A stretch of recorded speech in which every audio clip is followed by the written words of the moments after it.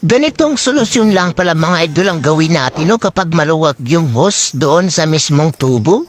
Gumamit lang tayo mga idol ng lastiko, panoorin nyo. Yan. Tapos, gumamit ng matigas ng wire para hindi masapit sa daliri at matibay ang pagkalastiko. Panalo? Ang naputol ang tubo mo tapos di ka sa plies or katala, ganito lang gagawin. Kumuha ka ng 2 tornilyo tapos i-X mo, kumuha ka ng screwdriver, iiputin mo lang ito sa tama tanggal yan. Kung nakatulong ang idea na ito, pakishare po. Salamat. Kung hindi magkasukat ang ating tubo sa ating mga single bulb, ganito lang gagawin. Unang-una, liyaan mo kunti para gumasgas. After nyan, ipasok mong coupling nut.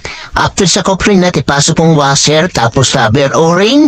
Saka mo ipasok yung coupling reducer. Ayos na, pwede na ipasok ang single bulb. Kung nakatulong ang idea, pakishare.